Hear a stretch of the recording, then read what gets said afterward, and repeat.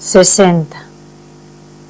Que el camino más suave y más seguro del cielo se mide por los deseos y no por los kilómetros. Quizá la ascensión de Cristo sigue siendo para ti una piedra de escándalo. Él ascendió físicamente en presencia de todos sus discípulos y envió al Espíritu Santo como había prometido.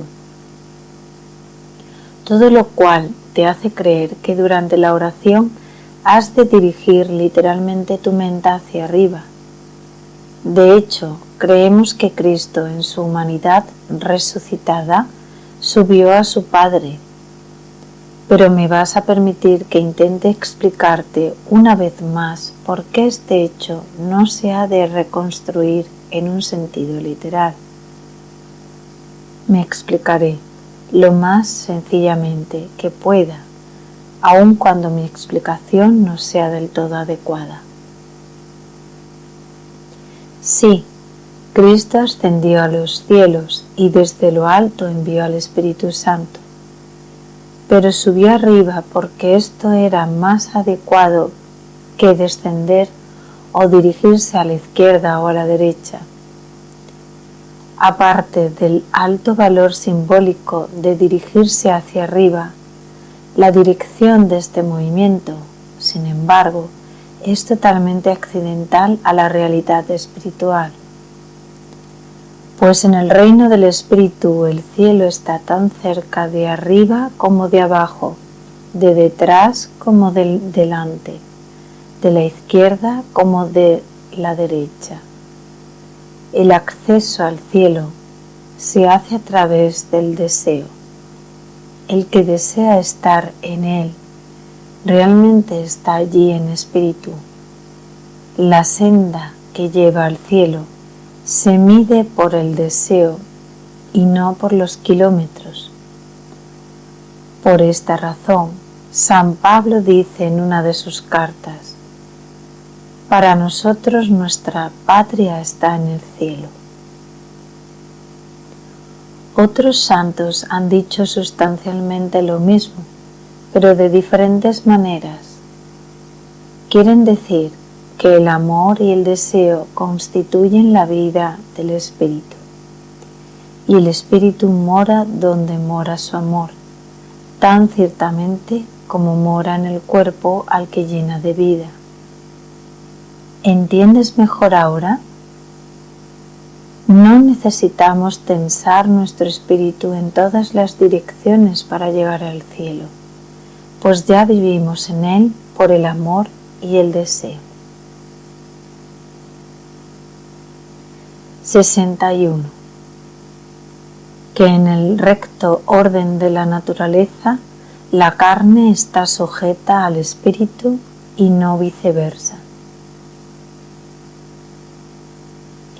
A la vez, cuando arrastrados por el Espíritu levantamos nuestros ojos y nuestras manos hacia los cielos, donde brillan las estrellas, alabamos a Dios en un hermoso gesto de devoción.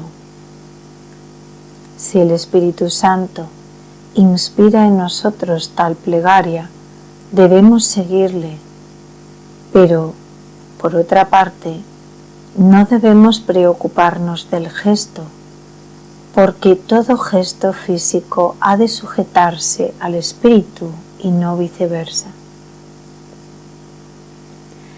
La ascensión de nuestro Señor lo pone de manifiesto. En su divinidad, Jesús nunca estuvo, ni pudo estar, separado de Dios.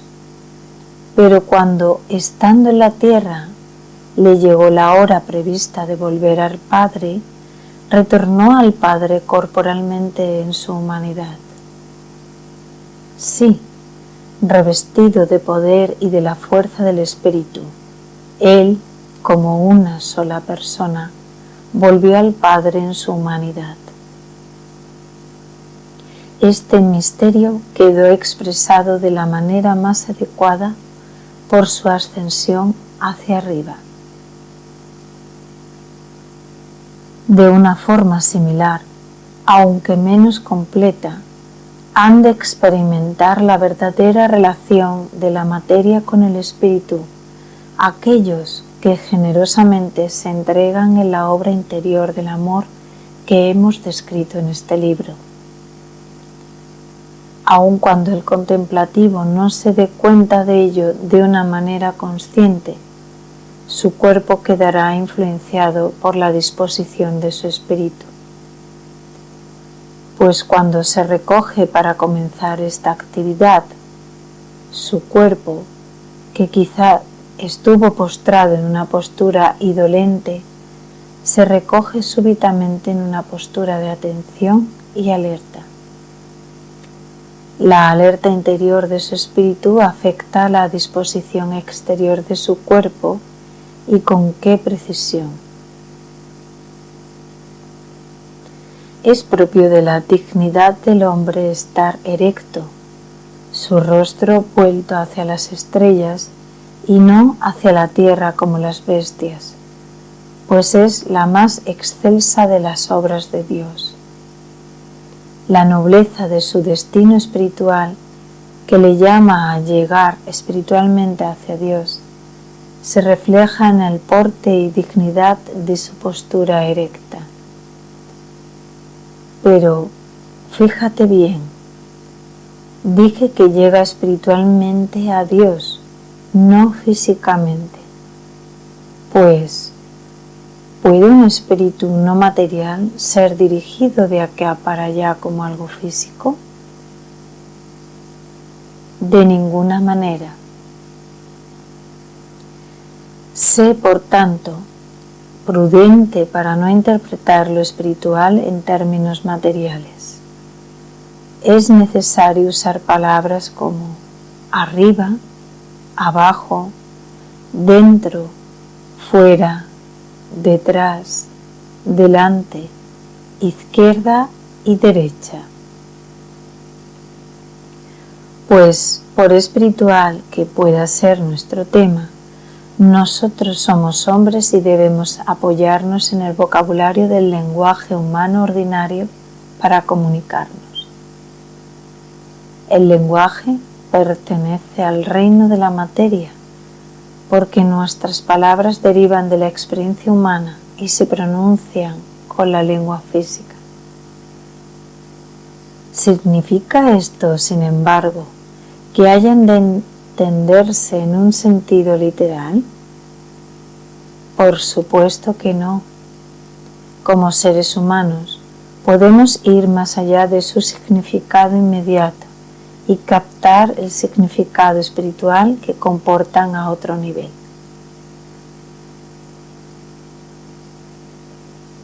(62) De cómo el hombre puede saber cuándo su actividad espiritual está por debajo y fuera de él, a su mismo nivel y dentro de él, y cuando está por encima de él, pero debajo de Dios.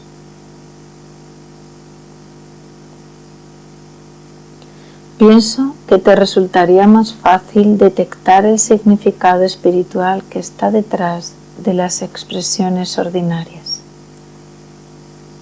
si te explicara algunos términos comúnmente usados en relación a la actividad contemplativa. Esto te puede dar más seguridad a la hora de discernir con precisión cuando tratas con cosas exteriores y por debajo de ti mismo, cuando con cosas interiores e iguales a ti, y finalmente cuando son las que te trascienden aunque estén por debajo de Dios. Por debajo de ti y exterior a ti se extiende todo el universo creado.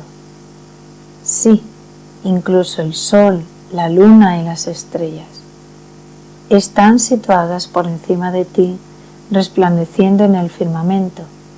Sin embargo, no se pueden comparar con tu excelsa dignidad de ser humano. Los ángeles y las almas de los justos son superiores a ti, por cuanto están confirmados en gracia y revestidos gloriosamente de toda clase de virtudes. pero son iguales en naturaleza como criaturas inteligentes. Por naturaleza, estás adornado de 3 maravillosas facultades espirituales: memoria, razón y voluntad, y de 2 facultades secundarias: imaginación y percepción sensorial. No hay nada por encima de ti en la naturaleza a excepción de Dios. Cuando leas libros sobre la vida interior y encuentres alusiones a ti mismo, has de saber que quieren expresar tu yo total como ser humano de dignidad espiritual y no simplemente tu cuerpo físico. Como hombre, estás relacionado con todo lo que existe en la creación por medio de tus facultades. Si llegas a entender todo esto relativo a la jerarquía de la creación y a tu propia naturaleza y tu lugar en ella, tendrás algunos criterios para valorar la importancia de cada una de tus relaciones.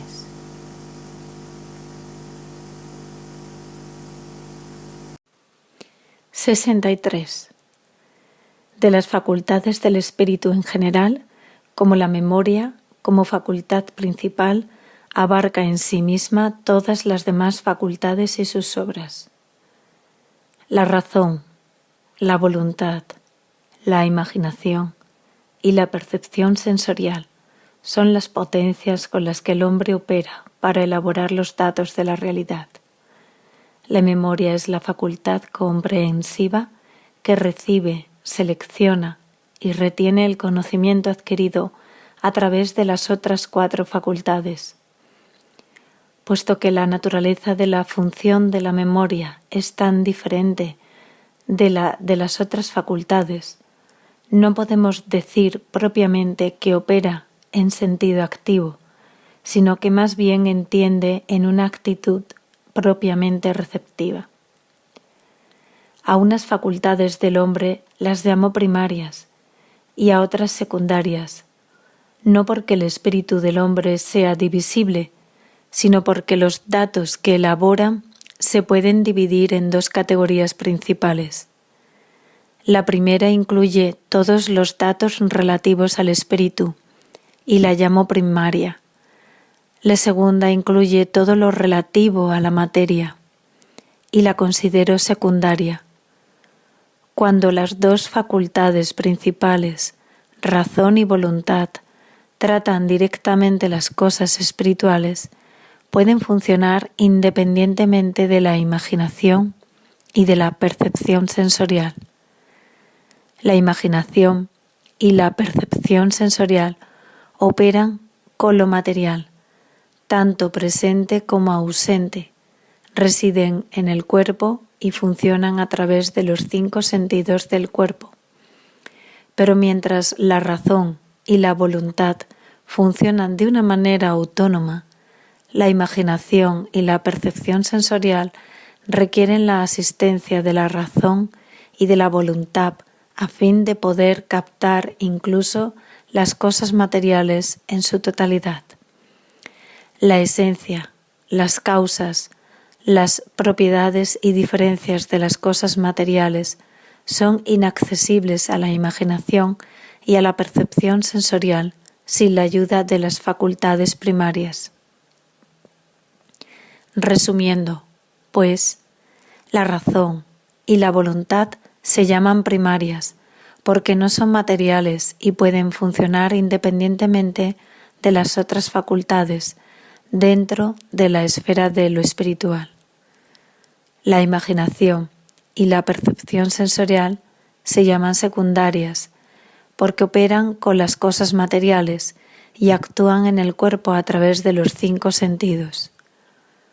La memoria es una facultad primaria porque, si bien no opera directamente con los datos de la realidad, abarca en sí misma las otras 4 facultades, juntamente con el conocimiento que éstas adquieren.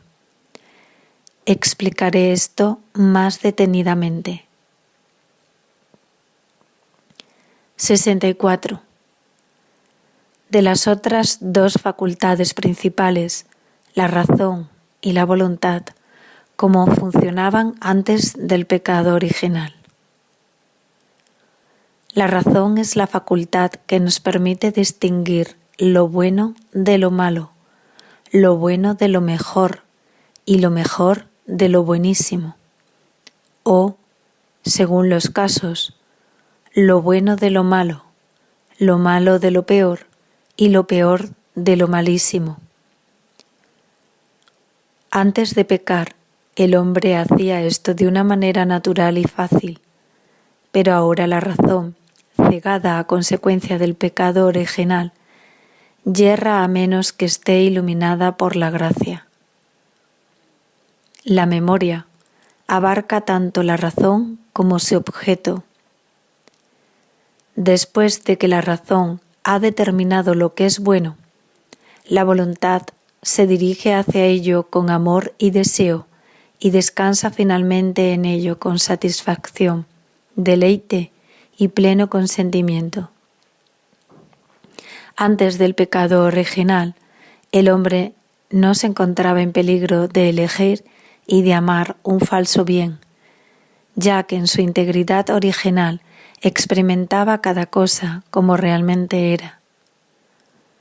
Ninguna de sus facultades estaba perturbada y no era propenso a ser engañado por ninguna de ellas.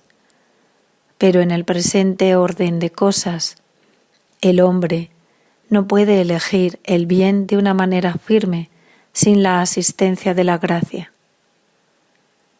El pecado original le dejó herido y ciego, de manera que es fácilmente engañado por las apariencias y llevado a elegir un mal disfrazado de bien. La memoria abarca asimismo la voluntad y su objeto. 65. De la primera facultad secundaria, la imaginación, cómo funciona y cómo la ha dañado el pecado original.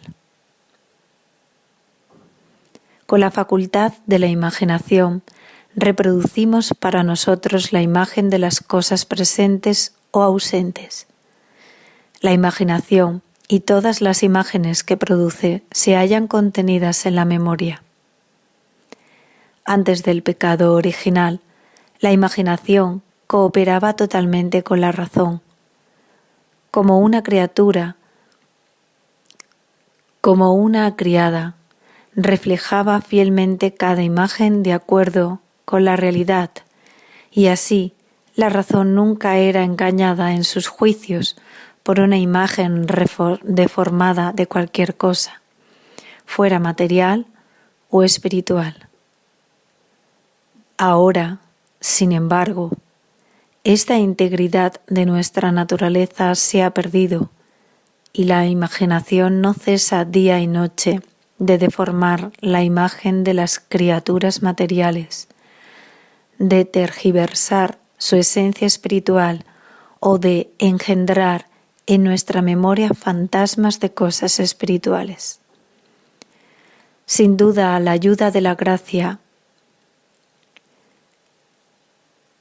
la ayuda de la gracia, corremos el peligro de tener grandes errores de percepción, produciéndose así muchas deformaciones de la realidad.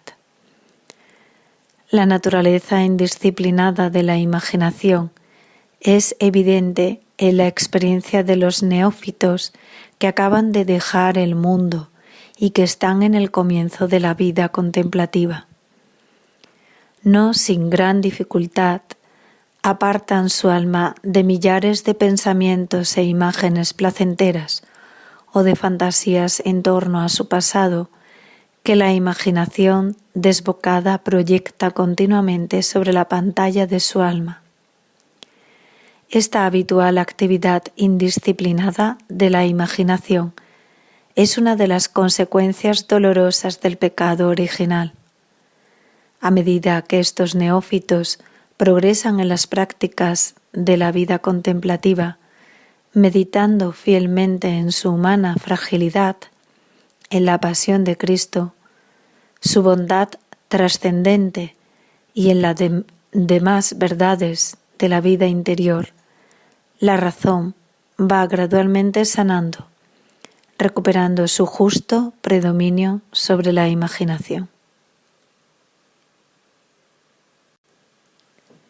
66. De la otra facultad secundaria, la percepción sensorial, cómo funciona y cómo ha sido dañada por el pecado original. La percepción sensorial es la facultad de nuestra alma que se vale de los sentidos y es dueña de ellos. Esta facultad es una bendición para nosotros porque nos permite conocer y experimentar todas las criaturas materiales y determinar si son buenas o no para nosotros. La percepción sensorial incluye tanto los sentidos externos como los internos. Los sentidos externos atienden a la satisfacción de nuestras necesidades físicas y los internos sirven a la inteligencia. Es la facultad que se revela cuando el cuerpo experimenta alguna necesidad y la que nos puede mover también a excedernos en la satisfacción de cualquier necesidad. Refunfuña ante la privación del placer y cuando se le inflige un dolor, alegrándose vivamente cuando se le quita el dolor y se le devuelve el placer. La memoria abarca también la facultad de la percepción sensorial y todo lo que experimenta. Así como la imaginación es la criada de la razón, la percepción sensorial es la esclava de la voluntad. Antes de que el hombre pecara, era una esclava perfecta, puesto que cualquier deleite o dolor suyo estaba en perfecta consonancia con la realidad. No comunicaba a la voluntad ninguna sensación desordenada acerca de criatura alguna material, ni el demonio despertaba experiencia espiritual engañosa en los sentidos internos. Pero ya no es así. Debido al pecado original, experimenta dolor cuando se ve privada de placeres desordenados, por los que suspira ciegamente, y cuando se ve sometida a una disciplina saludable que rechaza. La gracia ha de fortalecer la voluntad para que acepte humildemente su parte en las consecuencias del pecado original, manteniendo a raya la percepción sensorial para que no se exceda en los placeres legítimos y adquiera el gusto por una disciplina saludable. Sin la gracia, la percepción sensorial se entregaría caprichosamente a los placeres de la vida y de la carne, degradando al hombre hasta convertirlo más en una bestia que en un ser humano que tiene un destino espiritual. 67. La ignorancia respecto al funcionamiento de las potencias del alma puede llevar fácilmente a error y a entender mal la instrucción sobre la contemplación, de cómo la persona se hace casi divina por la gracia. Mi querido amigo en Dios, fíjate a qué riesgos nos vemos expuestos por el pecado original. Ha de extrañarnos el que estemos ciegos y engañados a la hora de interpretar el significado espiritual de ciertas expresiones, especialmente si somos tan ignorantes de nuestras propias facultades y de su funcionamiento. Has de darte cuenta de que siempre que estás ocupado en cosas materiales, por buenas que sean en sí mismas, estás ocupado en algo que es exterior a ti y que está por debajo de ti en el orden de la creación. Otras veces estarás absorto en introspección en el en el ámbito más sutil de tu conciencia. Pues a medida que crezcas en el conocimiento propio y en la humana perfección, tus facultades espirituales se dirigirán hacia tu desarrollo espiritual. Los buenos hábitos que vas adquiriendo, los malos que vas dominando y tus relaciones con los demás. En tales momentos estás ocupado en algo que es interior a ti mismo y que está a tu mismo nivel de hombre. Pero habrá veces también en que tu alma se vea libre de toda ocupación en algo material o espiritual y totalmente absorta en el ser de Dios mismo. Esta es la actividad contemplativa que he venido describiendo en este libro. En esos momentos te transciendes a ti mismo, haciéndote casi divino, si bien permaneciendo por debajo de Dios. Digo que te trasciendes a ti mismo, haciéndote casi divino, porque has conseguido por la gracia lo que te es imposible por naturaleza, ya que esta unión con Dios en espíritu, en amor y en la unidad de deseo es el don de la gracia. Casi divino, sí. Tú y Dios sois tan uno que tú y todo verdadero contemplativo puedes ser llamado divino en un sentido verdadero. De hecho, las Escrituras nos dicen esto. Naturalmente, tú no eres divino en el mismo sentido en que lo es Dios, pues Él, sin principio ni fin, es divino por naturaleza. Tú, en cambio, viniste al ser desde la nada y en un determinado momento en el tiempo. Además, después que Dios te creó con el inmenso poder de su amor, tú te hiciste menos que nada por el pecado. Por el pecado no merecías nada, pero el Dios de toda misericordia te recreó amorosamente en gracia, haciéndote, como si dijéramos, divino y uno con Él en el tiempo y en la eternidad. Pero, aunque eres verdaderamente uno con Él por gracia, sigues siendo menor que Él por naturaleza. Mi querido amigo, ¿comprendes todo lo que estoy diciendo? Todo aquel que desconoce sus propias facultades espirituales y su funcionamiento es propenso a tergiversar las palabras usadas en sentido espiritual. ¿Ves ahora más claramente por qué no me atrevía a decirte «muestra tu deseo a Dios»?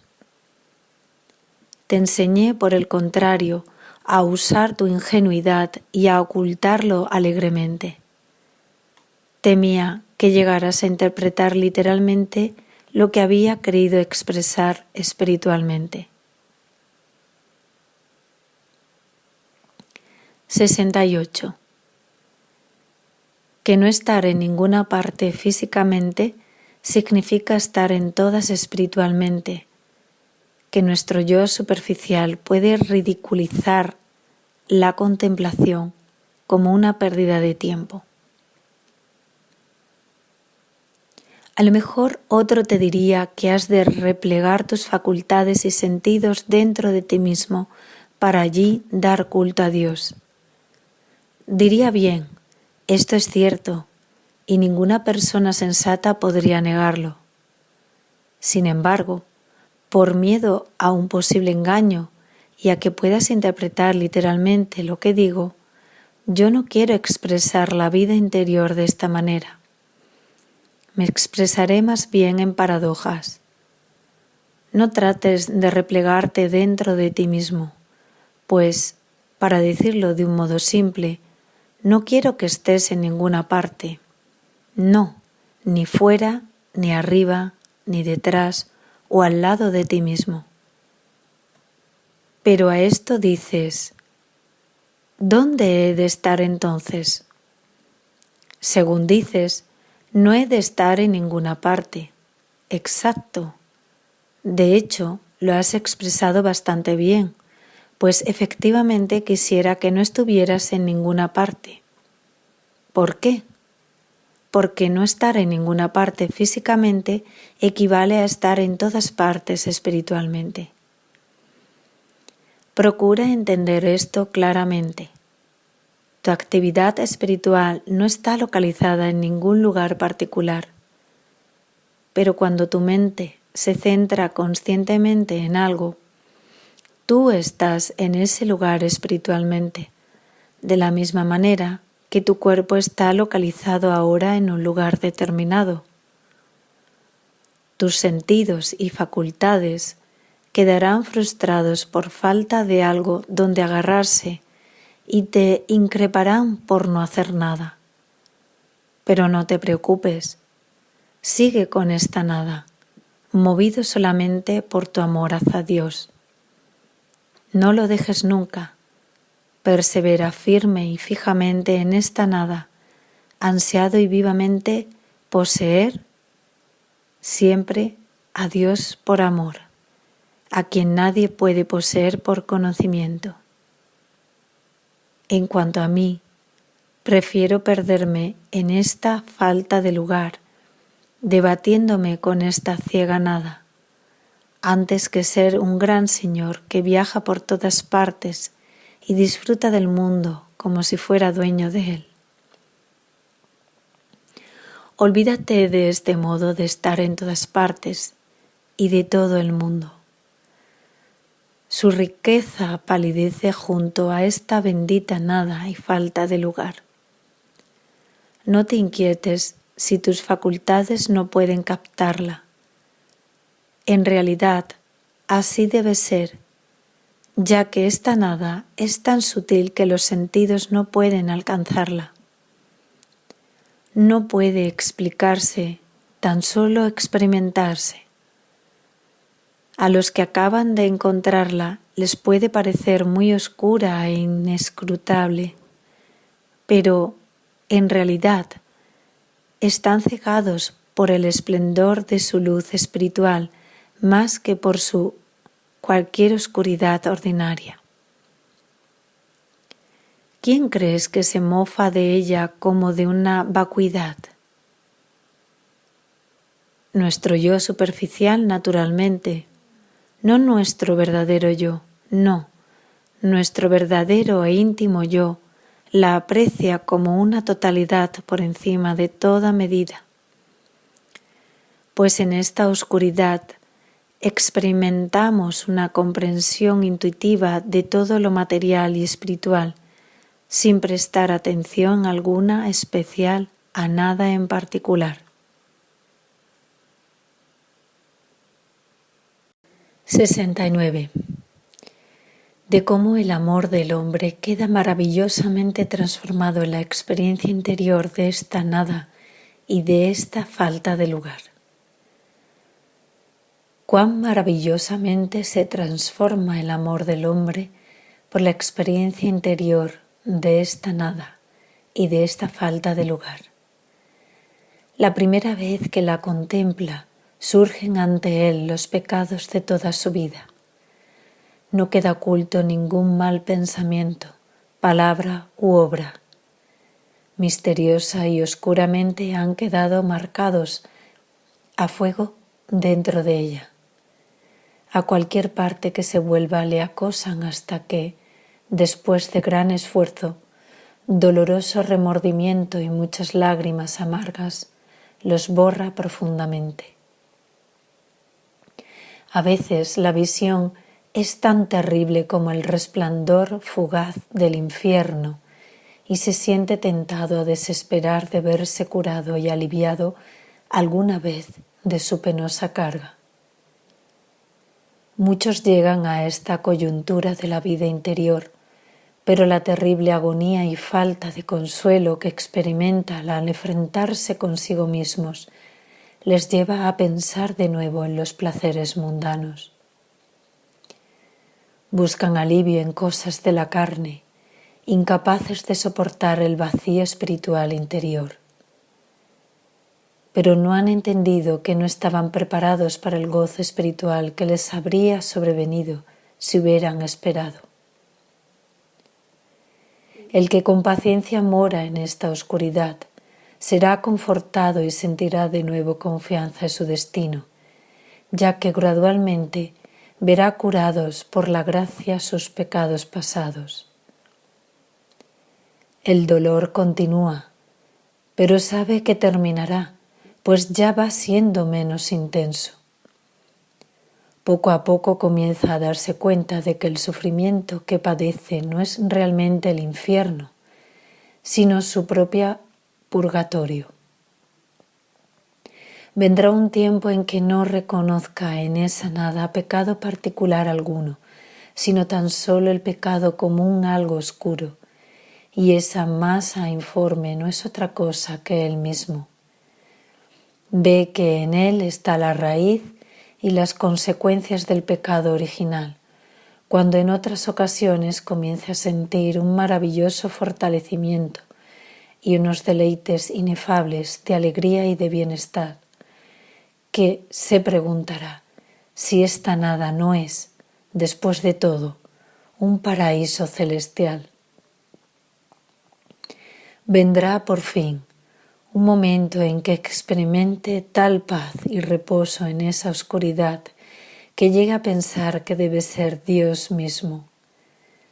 Pero aunque piense que esta nada es esto o lo otro, seguirá siempre siendo una nube del no saber entre él y su Dios. 70.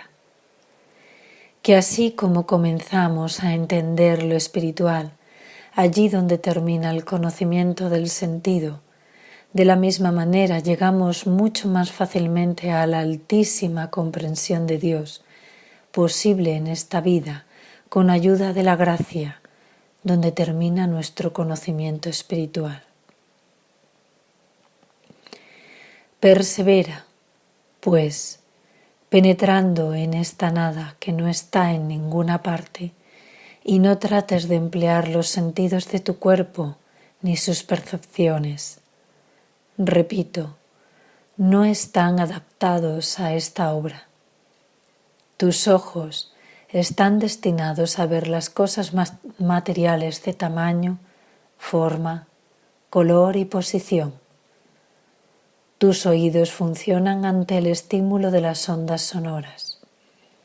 Tu nariz está modelada para distinguir entre los buenos y malos olores, y tu gusto para distinguir lo dulce de lo agrio, lo salado de lo fresco, lo agradable de lo amargo. Tu sentido del tacto te indica lo que es caliente o frío, duro o blando, suave o áspero. Pero como tú sabes, ni la cualidad ni la cantidad son propiedades que pertenezcan a Dios ni a nada espiritual. Por tanto, no trates de usar tus sentidos internos o externos para captar lo espiritual. Los que se disponen a trabajar en el espíritu pensando que pueden ver, oír, gustar y sentir lo espiritual, interior o exteriormente, se engañan grandemente y violan el orden natural de las cosas. La naturaleza destinó los sentidos a adquirir el conocimiento del mundo material, no a entender las realidades íntimas del espíritu. Lo que quiero decir es que el hombre conoce las cosas del espíritu más por lo que no son que por lo que son. Cuando en la lectura o conversación topamos con cosas que nuestras facultades naturales no pueden escudriñar, podemos estar seguros de que son realidades espirituales. Nuestras facultades espirituales, por otra parte, están igualmente limitadas en relación al conocimiento del Dios tal como es. Pues, por mucho que el hombre pueda saber sobre todas las cosas espirituales creadas, su entendimiento nunca podrá comprender la verdad espiritual incrementada que es Dios. Pero hay un conocimiento negativo que sí entiende a Dios. Procede afirmando de todo lo que conoce: esto no es Dios, hasta que finalmente llega a un punto en que el conocimiento se agota. Tal es la postura de San Dionisio, que dijo: el conocimiento más divino de Dios es el que conoce por el no conocer. Quien lea el libro del Dionisio verá confirmado en él todo lo que he venido tratando de enseñar en este libro, desde el principio hasta el final.